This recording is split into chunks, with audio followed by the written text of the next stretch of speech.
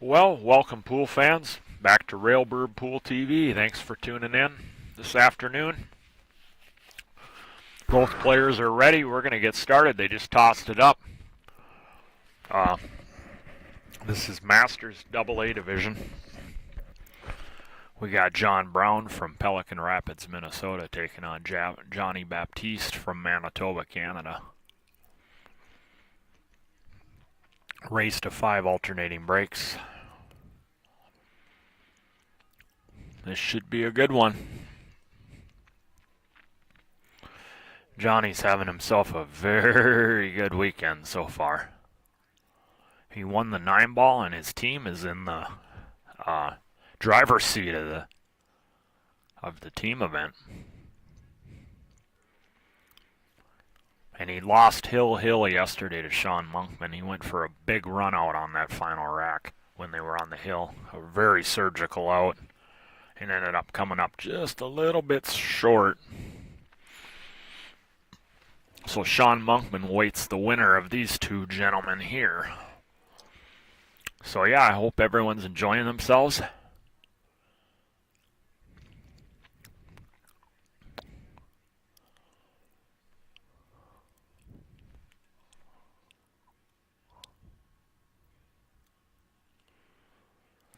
John Brown with the honors here. That's big at this level, getting the first break. Because you get the last break too if it goes hill. Tremendous advantage at this level. Race to 5 alternating breaks, BCA rules. MPApool.com. I have it. The brackets posted in the comments section. If you want to find out all the results from this year's Spirit Lake Casino and Resort pool tournament weekend. We started on Thursday with 9-ball, both ladies and men's. We started Friday with both ladies and men's 8-ball. And yesterday we started with the 3-player team event. It's all been divisioned out too. Handicap division. So John Brown here to break in rack number 1.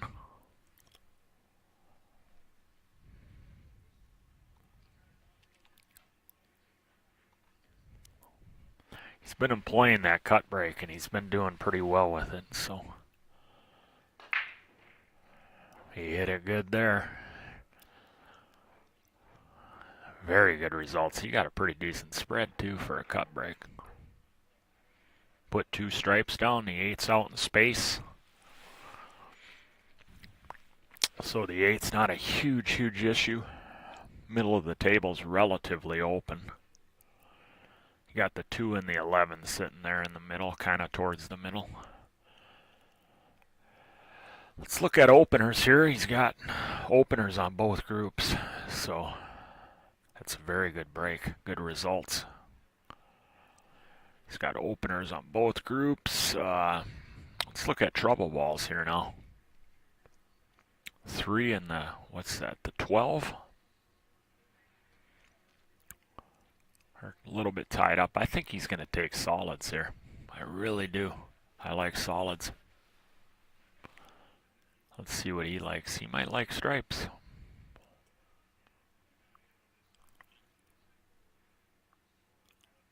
He likes stripes.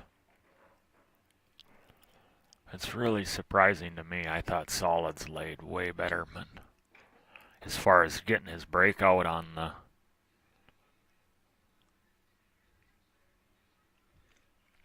I really thought stripes were the little lesser group. Not by a lot. It wasn't like it was just stuck right out to me that.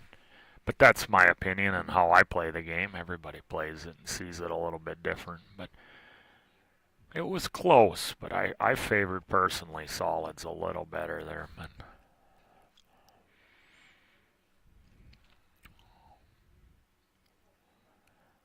he might have to shoot the 9 here. He's got the shot in the side on the 13, but he's going to back cut this ball. Or is the combo wired? Maybe the combo's wired.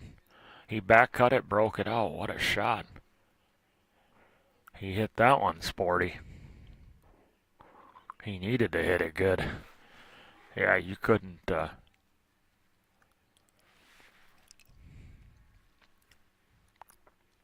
going off the ball like that. He hit it perfect.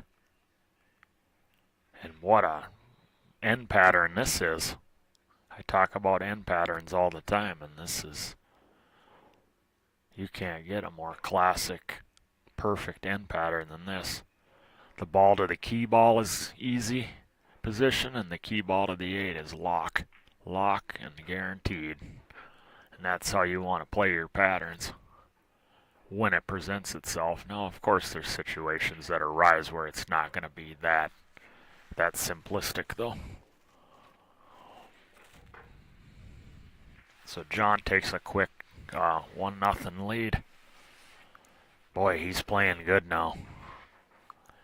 If you were on the stream earlier, him and Todd Freese had a classic hill game in which the 8 was hanging in the hole basically off the break shot. And they went back and forth for probably about a half an hour or so on that one game.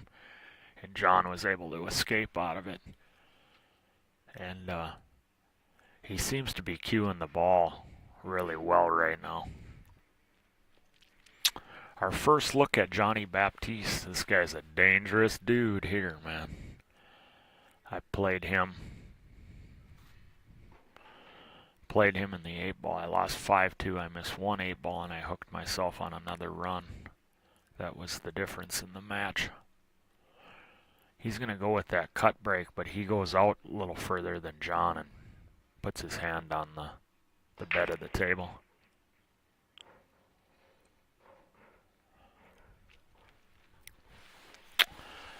Good results. 8's out in space, away from everything. Let's look at starting shots now.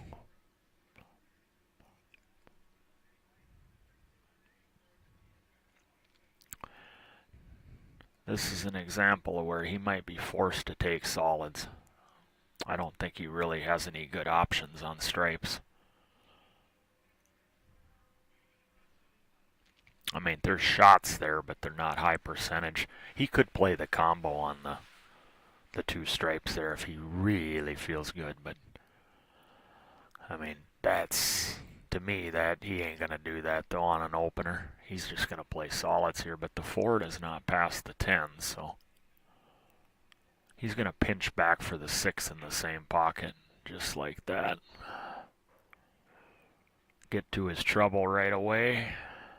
At least one of his trouble balls.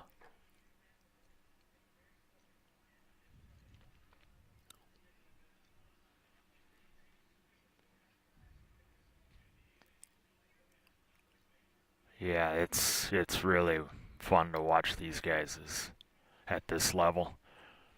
Just their thought process, you can see it's just such a glaring difference between this and a B player and a C player. Just in the thought process alone of how they remove the balls off the table.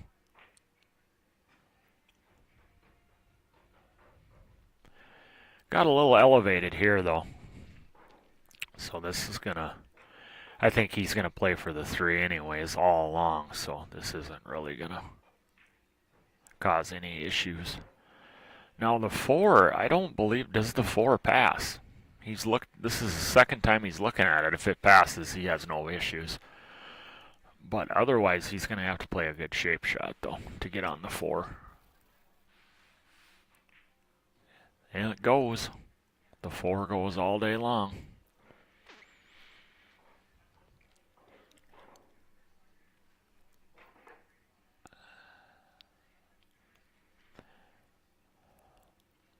Otherwise, he would have created more of an angle. He'd have been to the left more so that he could have played it in the same pocket as the 1.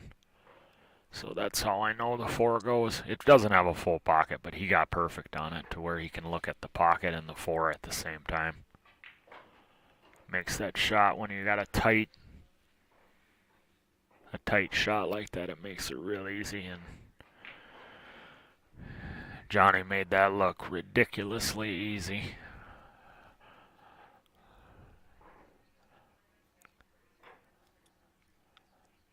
It's 1-1, high level, 2 breaking runs to start out with. Definitely, you could see 9 breaking runs here. Howdy there, Tim. Tim Gutschmidt. Welcome to the stream there, sir.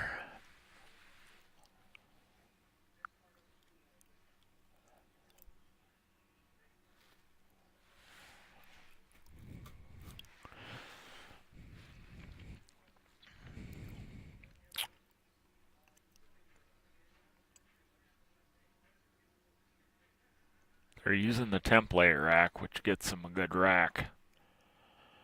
So yeah, this is going to be high level offense here. But as soon as I say it, they'll end up getting into a wedge game or something. But I don't expect too many wedge games in this set here. I think it's going to be a lot of offense. There might be a defensive shot here and there, maybe, but it could very well be all offense.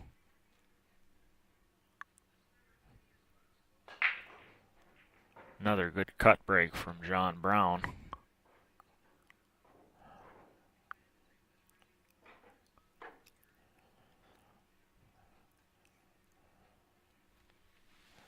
Look at the 8-ball. 8-ball's out towards the center. Now look where the 2 and the 5 are at, and then the 15. So they take up a lot of the middle of the table. So once again, he's going to have to come up with a good pattern here because he doesn't have the access freely to just navigate through the center of the table with ease, moving the cue ball all around. So he's going to want to be tidy here with his pattern. Let's look at starting shots here. Looks like he's got the 6, he's got the 11, he's got shots on both groups. You're welcome there, Tim. Good to see you on the stream. Now look at the little tied up situation over here. We got the 9, the 12, and the 3 sitting there together. He went for it right away, which I like that mentality. If you're going to run out in one inning, you got to get to the trouble right away. That's the proper way to play runouts. It's just a higher percentage way to do it. You never want to leave the end run where it's hard. Like John had I believe John Brown had a classic end run pattern in his first rack. And they're not always going to lay that simple, but you got to have a good key ball and a good ball to get to the key ball, and you don't want to leave the trouble at the end if you're doing it right to maximize your run out potential. It's just otherwise you're scrambling, having to fire balls in, and that's just a recipe to lose at this level here. So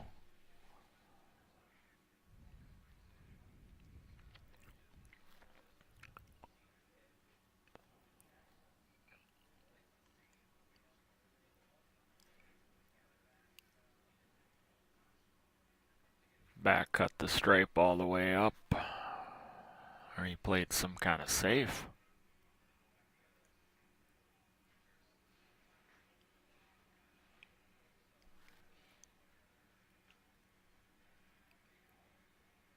It's a great safety he just played right there.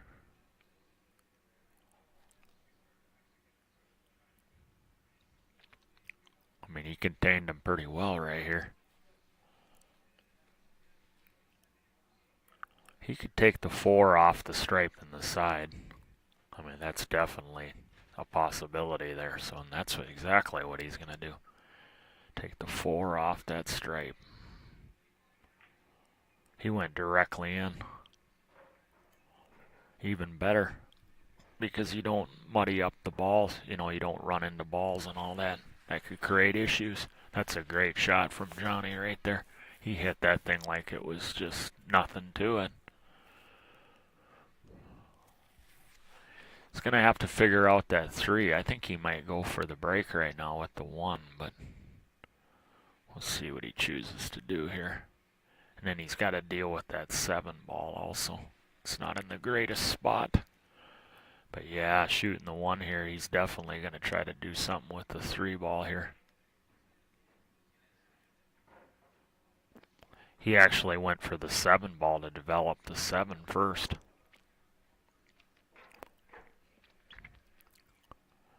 Because I don't think he mishit that ball so bad that he missed going into the 3. I think he just plays too good for that. So he was He was trying to bump the 7 up into a better potable position, knowing that he would have the 6 to do something with the 3. But yeah, he's not in prime position right now by any stretch. I mean, he's got a pot, and he's got a pretty simplistic pot on the 6 ball, but you're dead straight. You don't really want to have to pick that 6 off if you don't have to, but he might be forced to here. He might not have any choice.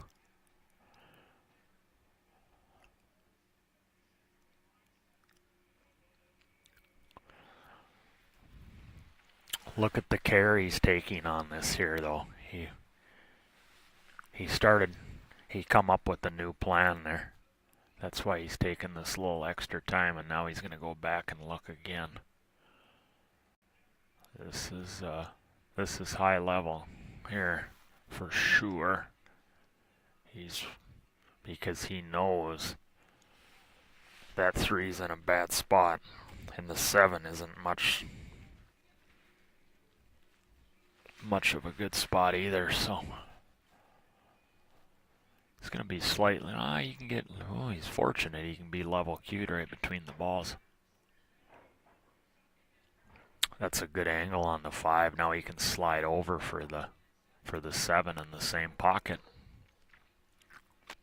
And then if he gets a little bit of an angle on that 7 ball, he'll be able to draw right in off the rail into the 3 and then have insurance for that other ball. He tried to come down into the 3 right there. I wasn't sure if the 12 was in the way on that angle or not. That was tight, trying to avoid that 12 coming into them balls. He almost scratched. Now he's kind of in a real tricky spot now, because that 3 he still has to deal with it. And now he's queuing up in the pocket, kind of elevated. This will test his fundamentals right here. He hit it look at that shot. He's not going to get rewarded for it though. He cued that thing sweet though. Very good tempo on the stroke. He was very smooth. He wasn't quick. And he just didn't get the outcome on it. He's going to pull a jump shot. He's only got to go over a sliver of the ball. The cue ball will stop right there. He might even draw it back slightly. These guys at this level can draw the cue ball on jump shots, so.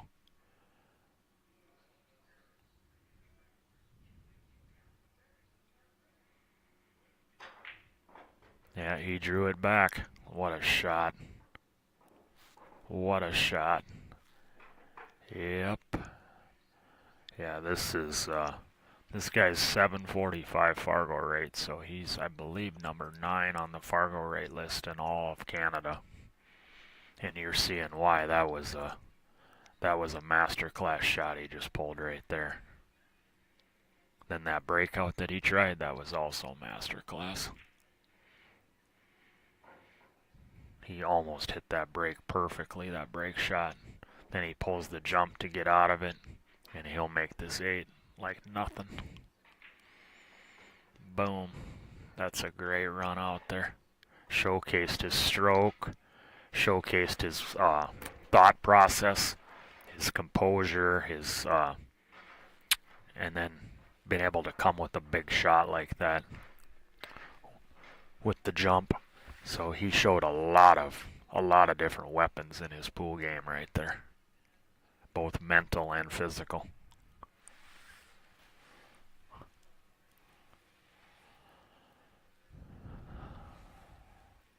Yes, that'll be great, Tim.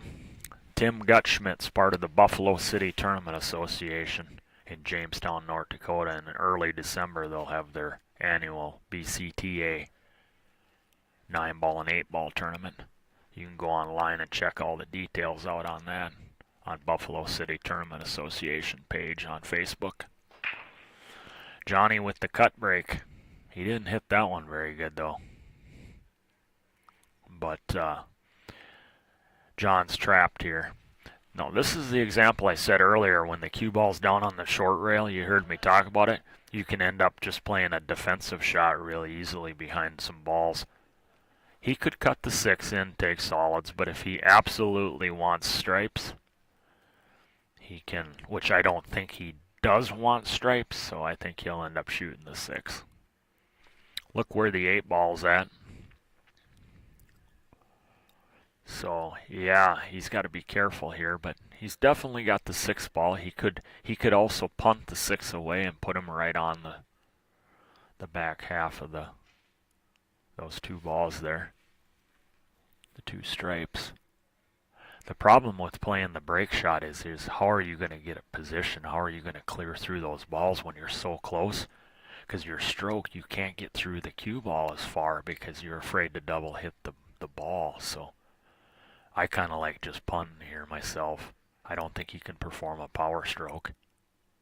You're just too close to the ball. So I think you're going to see a defensive shot here. Yeah, he's going to punt the 6 away and go back up on him. Yeah, that's a smart shot from John there. There just was not enough space between the 6 and the cue ball to get a power stroke. You're just forced to do it. That's the way the balls lay sometimes. He didn't get him as tight as he wanted here. He's shaking his head. He wanted him to be froze on the ball. See, he was able to do that. If you would have had him froze up on the ball, he wouldn't have been able to do that. He would have had to edge probably away from it.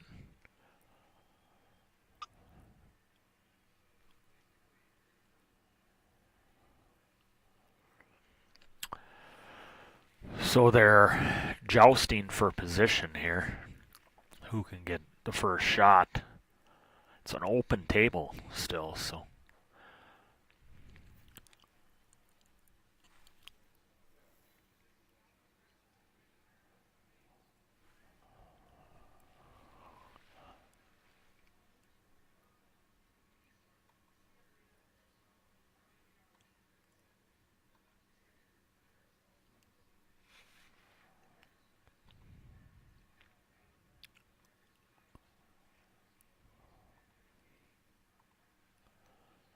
So he's in a tight spot. He might take the stripe on here.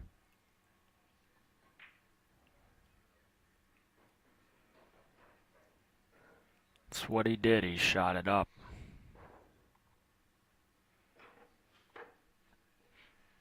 So he's going now. He's going to try to run out.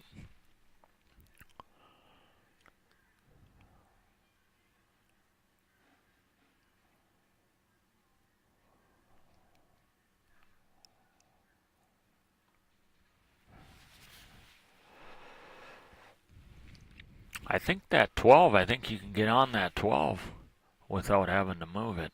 So for the lower right, that's what he's doing.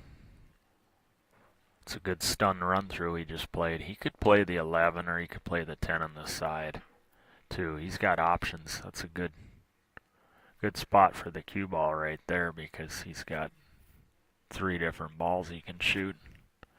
I expect if he can, he's going to take the 12 right now, but I think the 13 goes in the side afterwards if he can pot the 12. But he doesn't want to push the 6 in front of the 9 if he doesn't. He doesn't want to block the 9 in, so he might take the 10 or 11 first.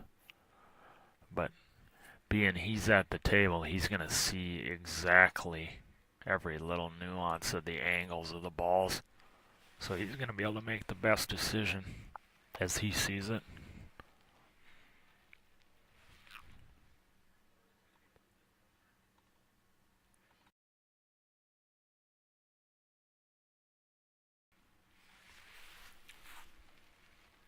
Yeah, he's not comfortable with the 12, so he's going to go to the 10 and then probably use the 13 to brush it. He could shoot the 9 now too, so he's doing this good right here. He's leaving himself options.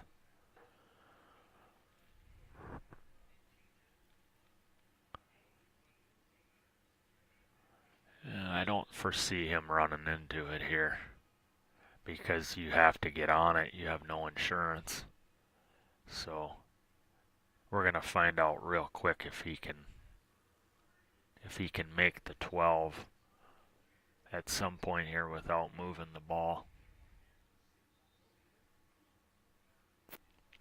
He may shoot the 9 first here. That way, if he has to run into the 12 or move a ball, he doesn't end up blocking in the 9, which is smart. I like this.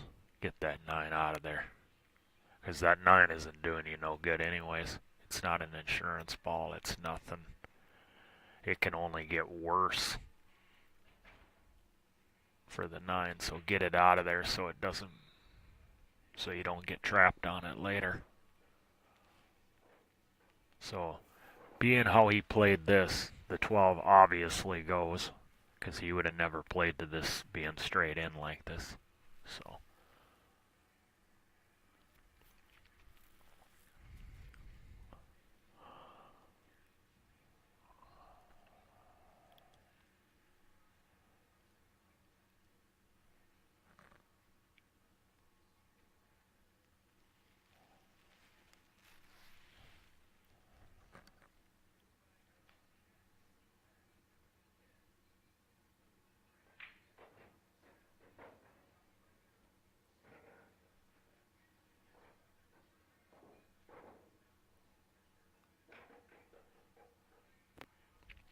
he's looking good right now. Is he going to play the 11 and draw down to the other side? No, I was going to say, what? He's just looking at his angle where he wants to be from the 12. I'm like, no, he got position already. Don't play position if you already got it. But he was just checking his line out.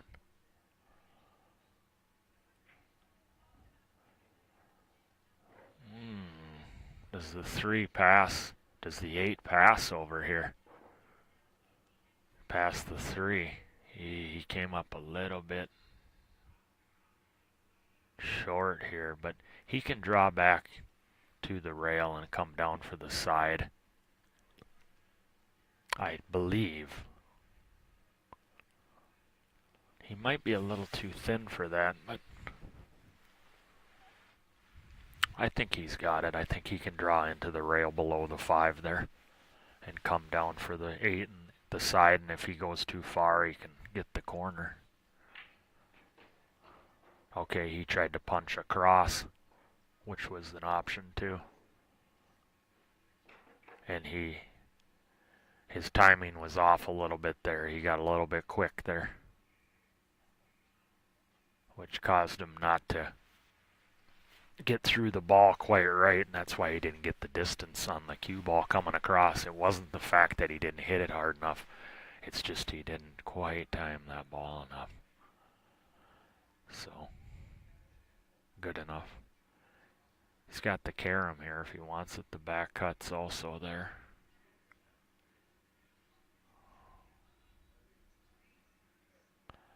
This is a big shot right here. What a shot. What a shot. He got himself out of that trap that he put himself in.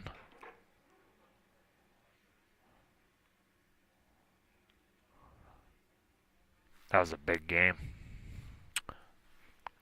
2-2 or 3-1 with Johnny breaking. Or no, it's John's break. Okay, so he stole one off a Baptiste's break there. That's right, Johnny kind of mishit the rack and put the cue ball down at the back of the rack. That's right.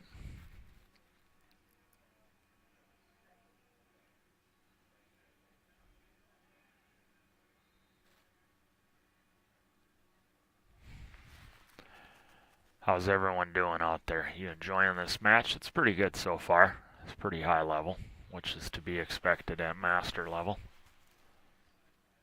They're playing good. Overall, they're playing real good.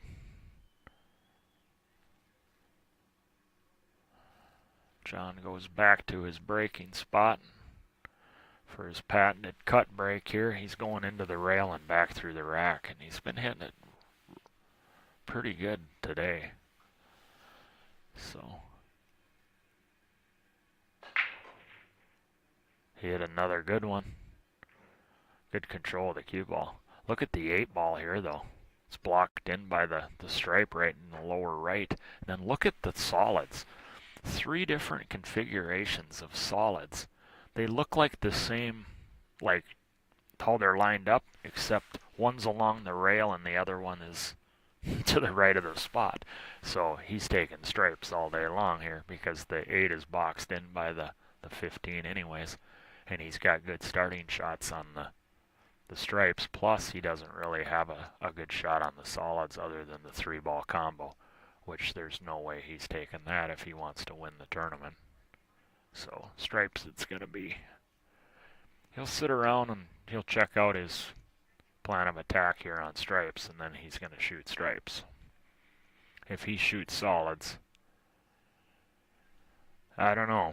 He ain't shooting solids. We can just tell you that right now. There's no possible way that he's shooting solids here. So it's just a matter of which ball he's going to start with, which stripe he wants to start with. I don't mind taking the 11 right now. I think that's a good option. Get it out of there. That way you don't have to go back down and get to it. The 9 will bank in the side once the 12's out of the way. And I think it can go by the 12, to be honest, so. And then is that the 15? That banks in the lower left. So we'll see if he becomes a banker at some point here, or if he's going to try moving balls around.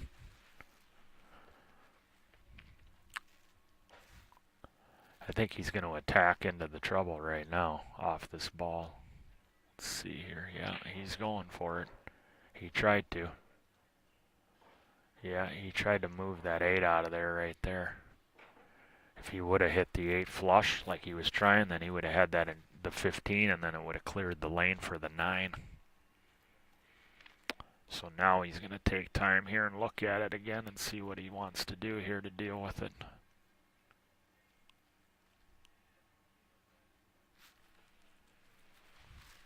Tony, welcome. Watching from Ireland, huh?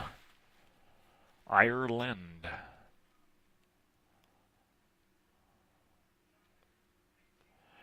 It's a race to 5. Ryan. Race to 5 double elimination. This is 3rd place action here in the Master Double A division. He tried to move the 9. He's going to have to become a banker now. He tried to move him out of there, and I think now he's going to be forced to eventually play for bank shots now. And this one's not bad. You play the 9, you got options. You get to the bank on the 9, and you can work the cue ball into a bankable position on the 15 or going into those balls. He's checking on if he has a potting angle, if he stops the cue ball right there. He's looking at it right now. Can he pot the ball from that line or not? But I don't know if that does him a whole lot. He would have to go forward 3 rails and out for the bank on the 9 on the side if he does that. Now he's looking at coming down for the bank on the 15 at some point. The problem with that shot is, what are you going to do with the 9 afterwards? So yeah, he's got a couple different situations to deal with here. He's going down for the bank once back.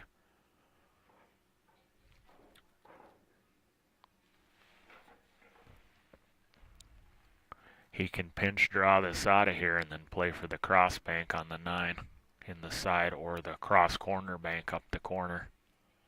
I don't think he can do a whole lot else other than just pinch draw this bank back to the corner and play for the gap, and either take the cross bank on the 9 on the side or cross corner bank into the corner. I don't want to be running the cue ball wild here. I want to give myself a chance to bank 2 balls for the win. And he got all the way out for the bank on the 9 on the side, but the problem is he came up just a smidgen short. He's going to have to stiff bank this with inside spin. It's going to be tough. It's off the rail a little bit, so that's the advantage he's got. It's not completely frozen to the rail, but he's going to have to go a little bit of inside spin here, and he's going to have to stiffen it. It's going to take a really good hit. He's going to the cross corner, so it must not lay what he's not comfortable with that shot. It's a very difficult shot, but you can warp that thing into the side pocket. But it has to be hit perfectly. And you got to load it up with inside spin so you can catch it just a little bit thinner than what you would, but he's going cross corner. Oh, wow, he just missed it. And would have been on the 8.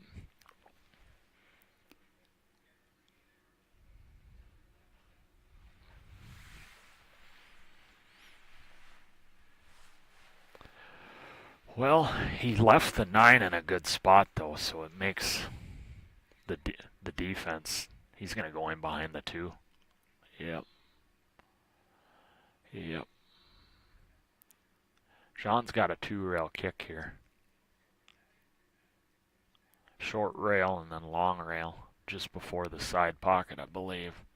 And he'll come close. The problem with that is when it comes off the 9, he might hook himself behind those solids if he was to make it. He could pull out a jump cue, but I don't think that's happening. Look at the landing area. He's too far away from the 2 to play a jump shot. Plus, it's really thin. You're asking too much there, but you're not going to get the ball landed in time to get it rolling, and then it's going to fly off the table, so he's not going to play a jump shot. That's for sure. Unless he lands right on top of it. But the problem is even if he lands on top of it, the chances of him keeping it on the table are almost very, very small. So he's going to play the 2-rail kick here. Because I don't think the 3-rail angle is there. I think the one of them are in the way. He's got to play a 2-rail kick. He's got to hit right the short rail and then just before the side pocket. But he's looking at a 3-rail here or something. Can he beat the 1? We're gonna find out. I don't know if he can beat the 1 here. I don't see how he beats the 1 here, but maybe I'm not seeing it right.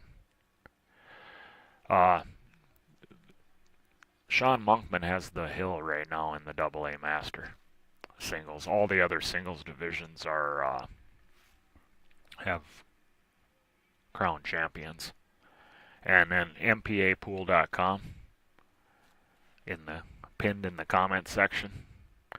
We'll give you all the brackets for all the divisions that we've had since Thursday. So he's going to pull out a jump cue here, and he's going to have to land right on top of this ball. And even if he does, this is tough to keep this on the table. I mean, he's got to land right on top of it, and he might be able to force it. It might go down and then into the cushion, but it's going to hop. This will be an amazing shot if he's able to pull this off. The control required here, it has to. I mean, the margin of error on here is so small here. He hasn't even looked at the 2-rail kick.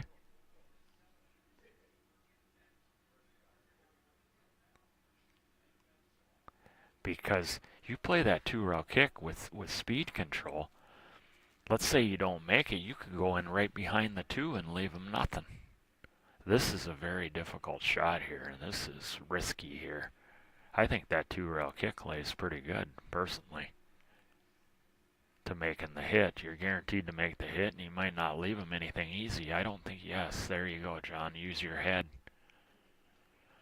Yeah, do this. I mean, 2-rail behind it, that's better than that jump shot. That jump shot is treacherous. It just requires 2. I mean, even if you hit it here, I mean, you'd have to hit it so good, and I think even if you do, you're still flying off the table on that. So this is a smarter, more rational shot. He missed the ball, though. You got to make sure to hit it.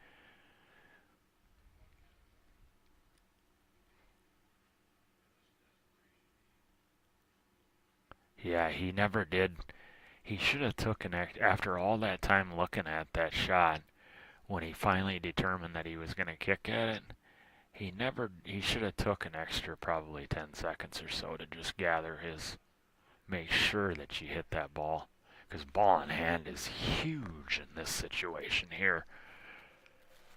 If he could have just kept them off a ball in hand, it would have made this a little bit more tricky here.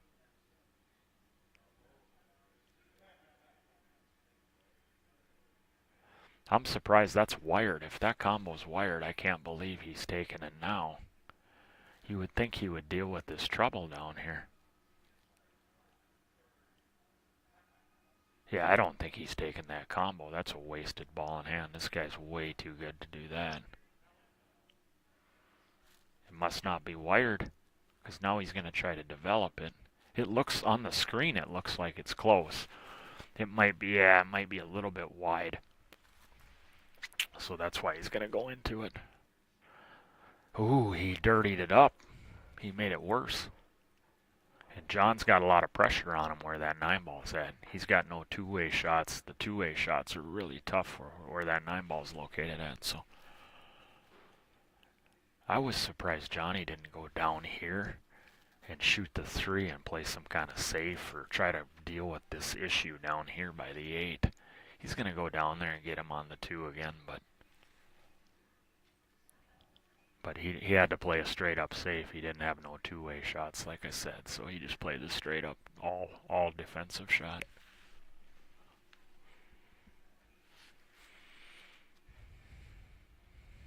John's getting another chance at a kick here. This one's a little better though.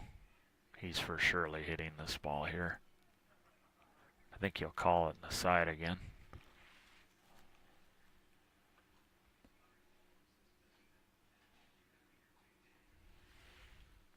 He's looking at the 1 rail across, so the 4 must be blocking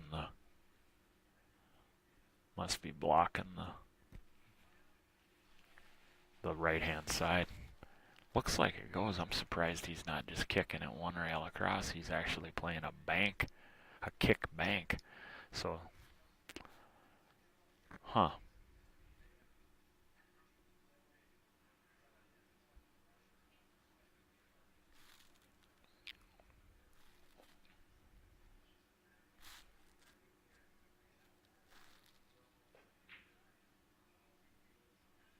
Good effort. He kept the 9 in space too, which was huge. So he kept it out in the open where it's not trapped up on the rail somewhere. So it makes it a little more harder for Johnny to play two-way shots.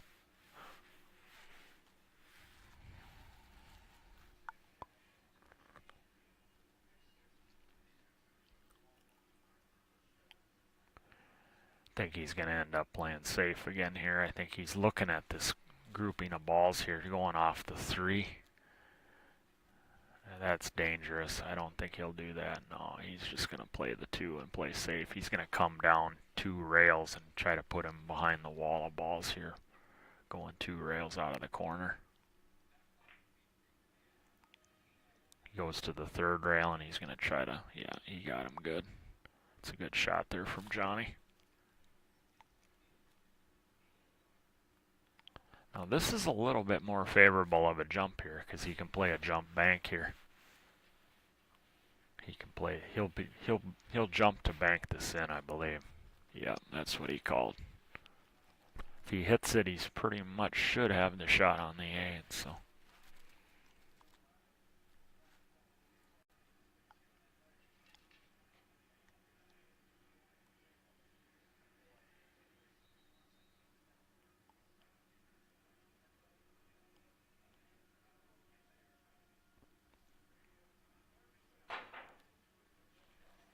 Oh, he almost made that. It's a great attempt. Now he stuck it on the end rail, so now Johnny has a lot more freedom. So that it opens up more shot opportunities. He can play two-way shots. He doesn't necessarily just have to try to bury him. But he might play a straight up safe again just because he knows he's dealing with a dangerous player here. He doesn't want to leave him anything to bank at. He doesn't want to leave him. Yeah, he's playing. He's going for it. He called the 2. Yeah.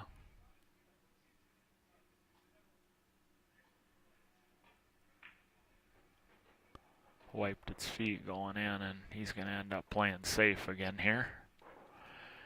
He should go up right on the 5 ball here, I would expect, unless the 4 goes in the side. Can't tell if it passes the 5, but otherwise he's playing safe. Yeah, he waved his hands. He'll try to bury him right on the 5 here.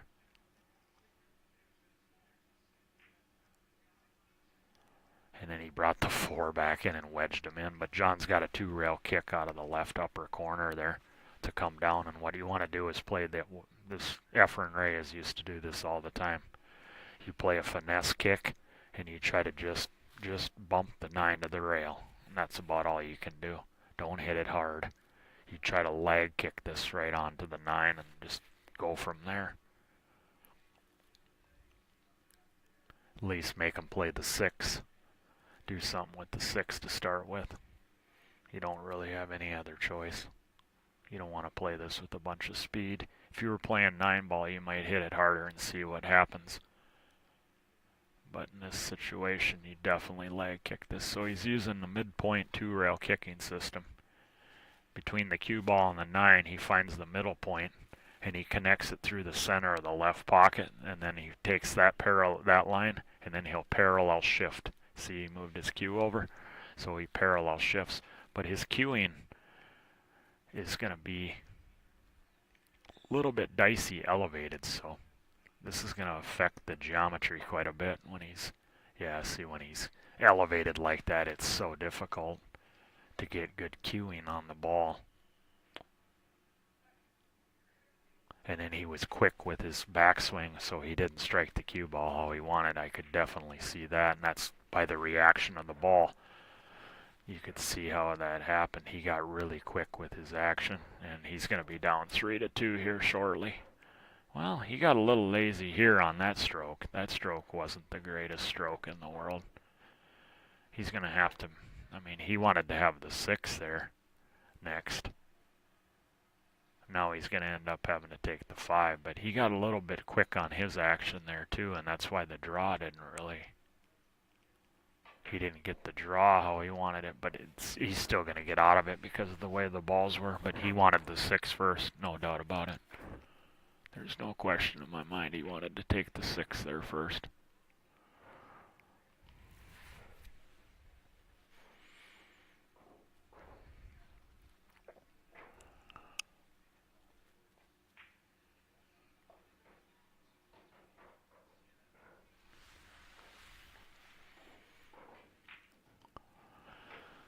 Johnny takes it down, takes a 3-2 lead. It's been a pretty good match overall so far. It's high level as expected. There's been a couple errors here and there, but nothing really like what I call major mistakes.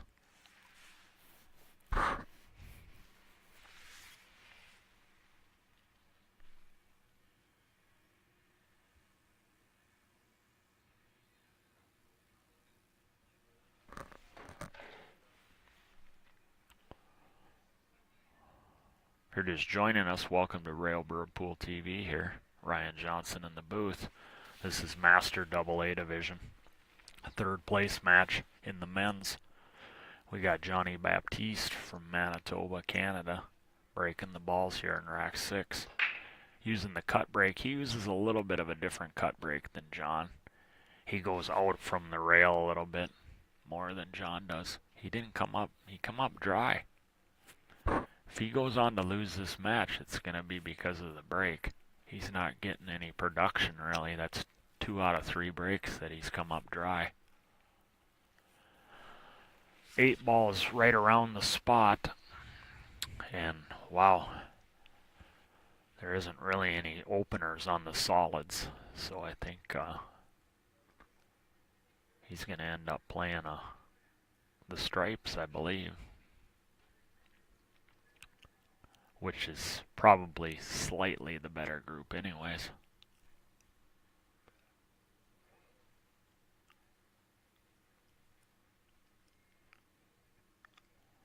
Yeah, he's thinking it through real good here. He's going to take that stripe. Let's see now what he's going to do with that 15 ball that's near the 2.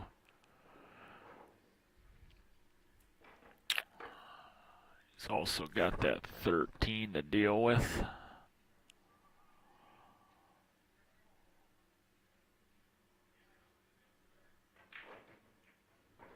He opened it all up, but he plugged up the hole down here. And he's ran. Oof. I like cutting this ball up this stripe right now, John. I like taking that stripe by the left of the 6 and cutting it right now. Because if you take the other stripe, you're going to have to get back down on it anyways. But he'll cut the 11 here, most likely. And then he's going to go up for either the 13 or the 10. Yeah, this is... I consider cutting that other stripe to the left of the 6. He banked it. That was a good shot. He opened up the pocket there. He's still got the 15 to deal with, though. But he gave himself a chance there with that shot. He's on the 13 ball here. I don't know if he can pinch this. Yeah, I think there's too much angle to pinch that 13 and get it to come towards the 15. Yeah, it's too much angle there on that. He's not going to be able to do that. Yeah, he's in serious trouble here because where that 15 ball's at, and he knows it. He's thinking hard, though, because he's going to end up having to take the 13, and then he's going to have to play position for... Yeah, there's just not a lot of good options here. He might come out for the side for this ball here. He's looking to go over there now and see if he can go across and break it apart. Break the 15 out, but the problem with that angle, if he's sliding across there, he catches that ball full, he gets stuck right behind those balls.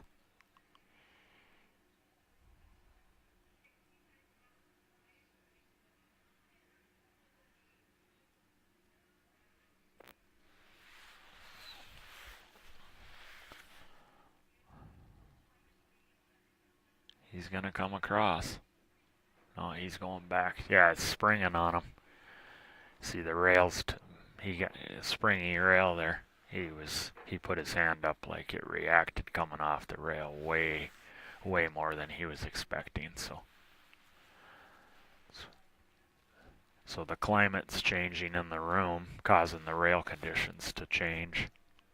And that's what's so hard about the game of pool. Air conditioner gets adjusted, the heat gets adjusted, there's more body heat in the room, the humidity changes. It just changes the playability of the rails big time. He's got the chance to go into them here. Believe it or not, he can go through, I think. It's kind of close to the ball, so it's hard to... The follow-through capability is tough, so... He went through it. Is he going to get something? See, he had to abbreviate his stroke slightly there because he couldn't get through the ball all the way, and that's why he didn't get the power that he wanted. Because he was worrying about double hitting the ball. Yeah, this is... I don't know if that 12 banks to the lower right, but that doesn't do you nothing to get on the stripe, the other stripe. And I think the bank in the side is blocked. Yeah, he's not quite dead, but he's pretty close to dead in this run. He's just playing safe all the way, and that was a pretty weak attempt on a safe. He didn't even... Yeah, he just got in a spot he knew he wasn't dead, but he was pretty much dead offensively there.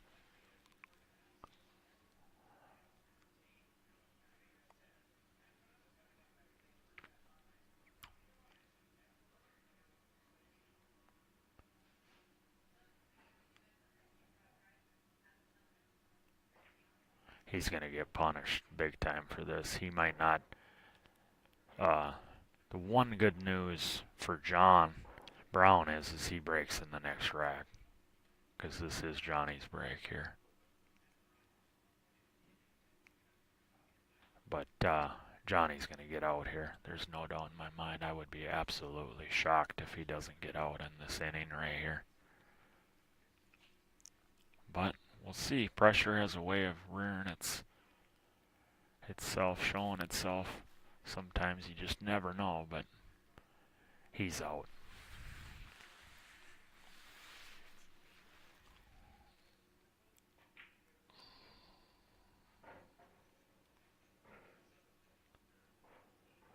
Can he slide up to the left of the 12 and go up for the 7 right now? If he can comfortably, he's going to do that.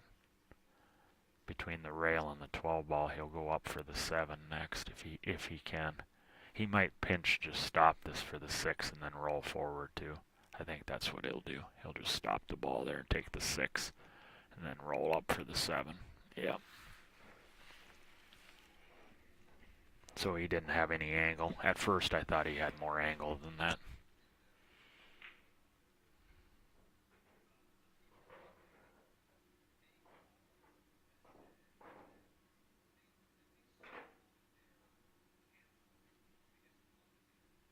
Seven, 3, 1, 8.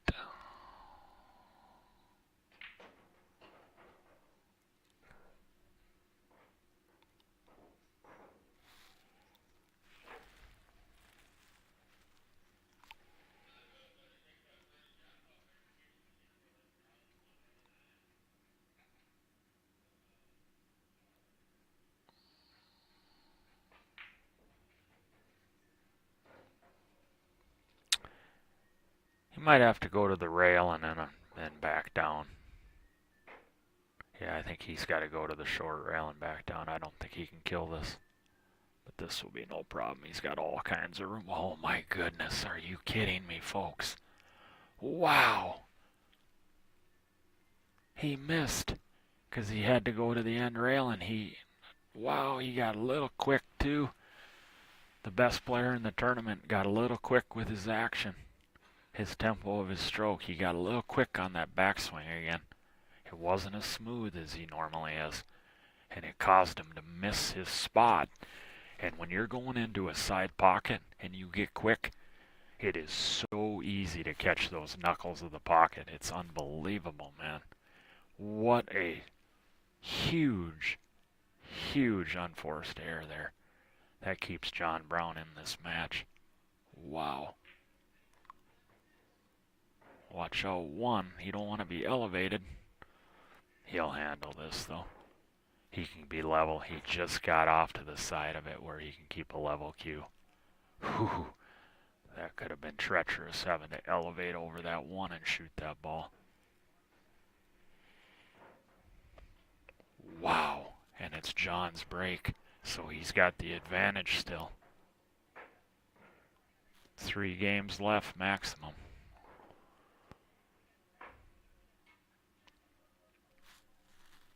Wow. That's unbelievable.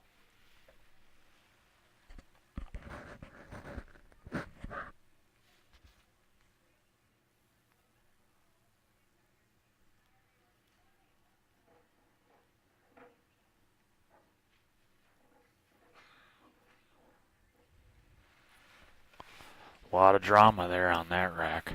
That's unbelievable.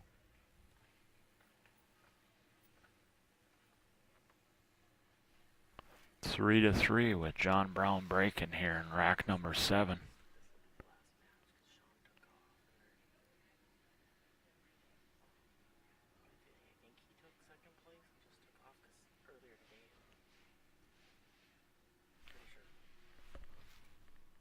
Okay.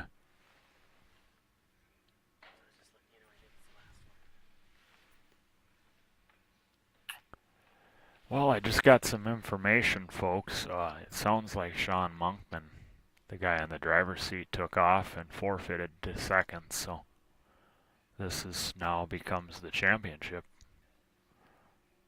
The information I just received.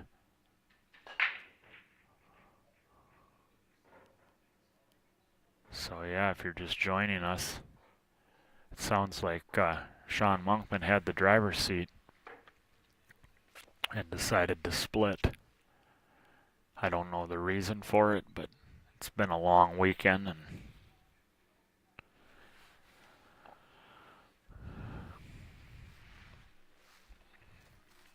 so yeah, this is now the championship.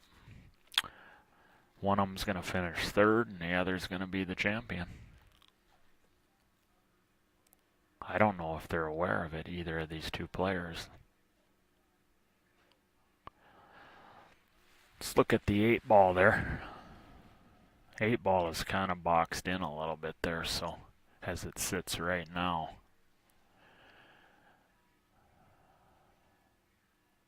Definitely like solids. You got a shot on the 12, but you're not playing the stripes. You're playing solids all day long here. There's no doubt about it. That 9, 15, 11 is big time trouble. So solids it is. Now what he does with the 3-ball is going to be really interesting. What he does with the 3.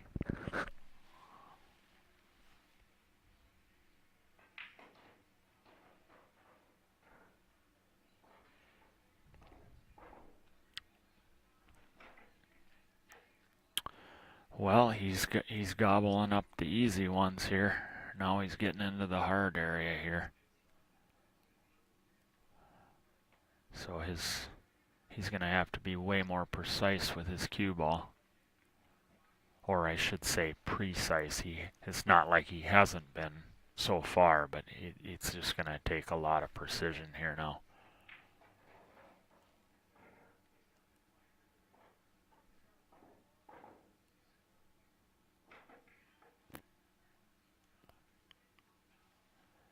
Yeah, I'm not sure what he's planning on doing with the 3-ball here, but he's looking.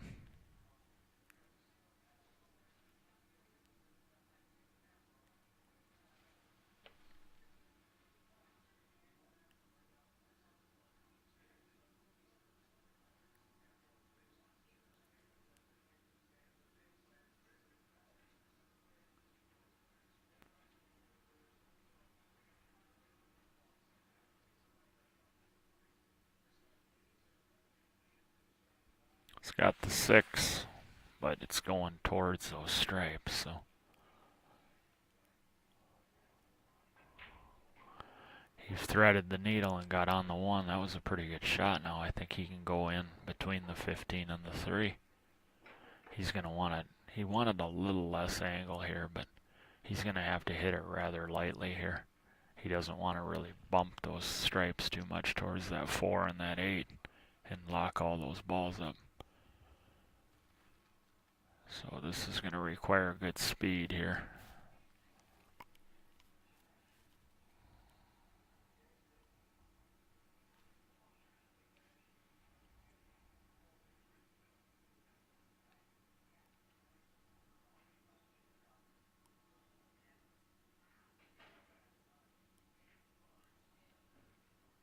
That's perfect. About as good as you could do from there.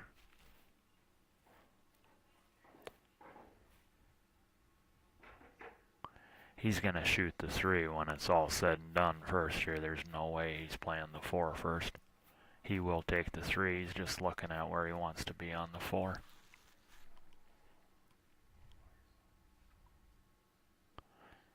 Yeah, he's coming. I think he's got to come out to right where he went, and he's going to just have to pot the ball up the corner, and he'll go right between the 11 and the 8, back out. Maybe run into the 12 and have the 8 in the side. This takes good speed here. He's got to have really good speed here. Speed control. Because he's not coming into the line. He's going to be crossing that shot line that he lined up. So this requires excellent speed control. He slid across, which was the smart way to do it. Because he was almost assured the shot that way.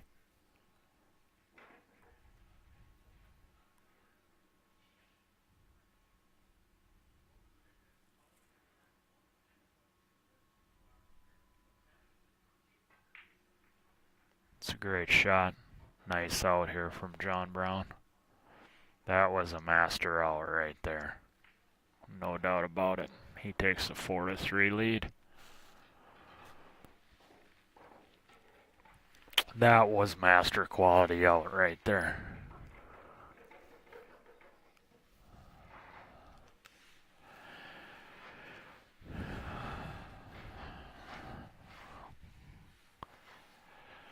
Johnny Baptiste to break here in rack number 8. It's a race to 5 alternating breaks. This is now the championship match, because I was informed just a little bit ago, if you're just joining us, that Sean Monkman, who had the driver's seat, ended up taking off, so he just took second place. So I'm not aware if these two players know that or not. They might, they may not. I don't think it really matters to them at this point. They're probably so focused on what they're doing and that, which is the best way to be.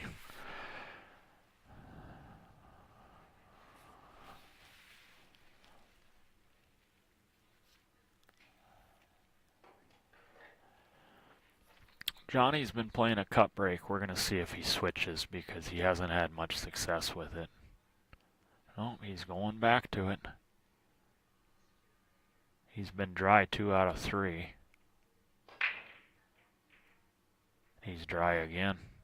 Yep, that's going to be his demise, and I called it. I think after the last time he broke, if he ends up losing this match, it's going to be because of the break. That's 3 dry breaks out of 4.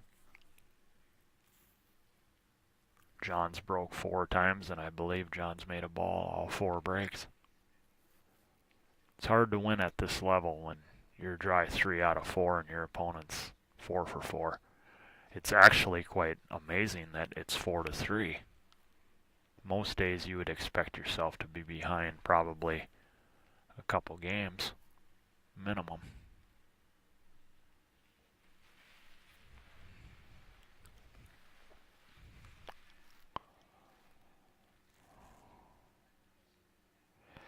Eights in space. It's got options for the 8 ball, but now starters. Doesn't look like he has anything on stripes. High percentage for starters, so it's going to be solids here with the 2 and the 4 ball in the lower left. Once again, it's just amazing to me how you break the balls and you really only have 1 high percentage shot. You could shoot the 13. I think it does. He does have room by the 3 there. Now that I look at it again, it's tight, but I think he can pot the 13 if he absolutely wanted to. And he may, because the 14, you can do something with the 14 here on the side and open up the 9. So yeah, he's going to take the 13 here. Nope, he took the 3 ball. He back-cutted the 3. That was a great shot. Wow. I didn't see him shooting that shot. I mean, it was available, but that was really well controlled. They're all there now. The 4 leads to the 6 leads to the 4. The 4 leads to the 5 up in the upper left. And then that 5 is your key ball. And the 8, does the 8 go on the side past the 14? If it does, you play this combo here. You go from the 2 to the 6. You get on the 6, you go down for the 4, the 5 up in the other corner, and the 8 in the side.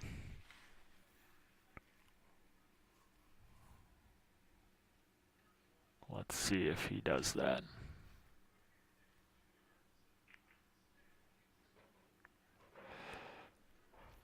This is his last big test here as far as line and speed because of where the 9 and the 14 are at. The problem with my route is I don't think he can get full enough on the 6. So my exact route might not be correct because I don't think from here he can get full enough on the ball. I mean, he would have to inside spin to go down for the 4 with inside spin. He did about as well as he could. Yeah, he might come through the gap of the 15 and the 12 just like he's looking right now. Yep, and he'll still play my pattern. Yep. But this takes a little bit of speed control here. You could easily overamp on this ball. So you gotta. This requires good stroke speed here, good timing so that you don't overhit this ball. I like slow spin, kill it. That's how I play it. I use slow. He's gonna go more. He went into the balls and he got it. Ooh, he rubbed balls and he could have been in a tricky situation, but he's a little thin on this though, because I don't believe, does it pass into the lower left by the 8 or by the 11? If it does, then he can come up above it, but he's looking like it doesn't. So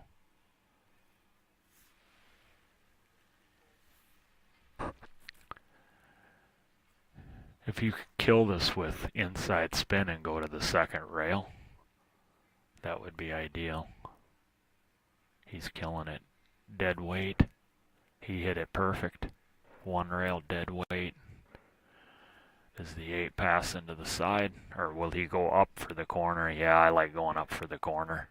You get off the rail, you can let your stroke out.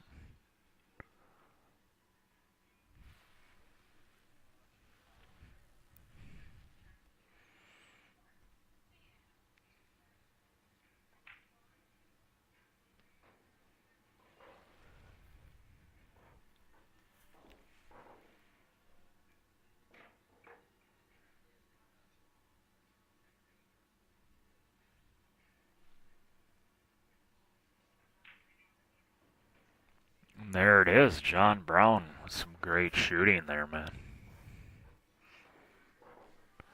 The dry breaks were the difference, and John Brown backed it up with some great outs there. Yeah, that was definitely master level shooting there from JB. Great finish there from Johnny Baptiste. He just came up dry on some breaks there, and that's what happens sometimes. And congratulations to John Brown.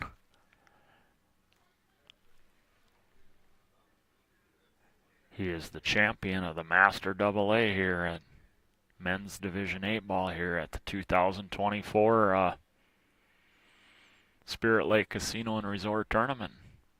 Because I was informed a little while back that Sean Monkman had to go home and took second place. He was in the driver's seat, so.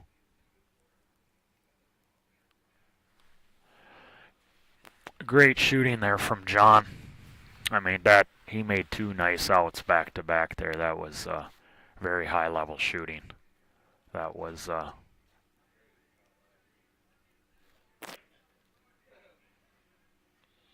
very impressive.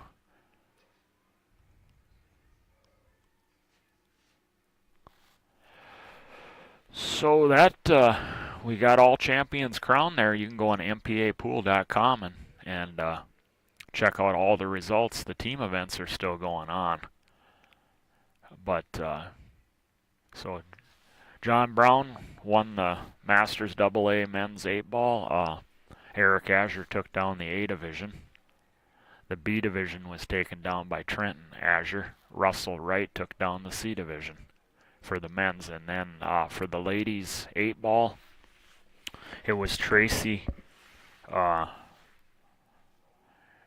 Shanna Capo took down the ladies 8 ball. The Johnny Baptiste was the men's 9 ball champion, and then Yvette Capo won the ladies 9 ball.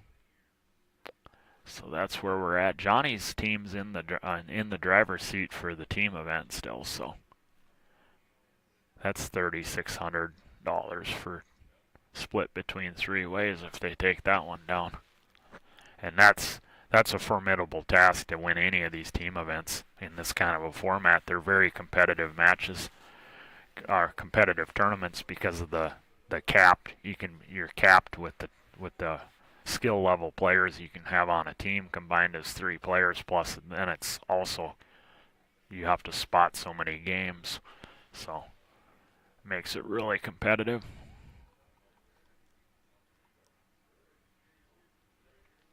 So yeah, once again, big congratulations there to John Brown. It was fantastic shooting. So I'm going to go down and congratulate the players here, and then we'll go from there. So thanks everyone for tuning in. I might be back up here if they do any team matches down here. We'll probably, if not, that will be the end. But we'll come back up and let you know what's going on. So.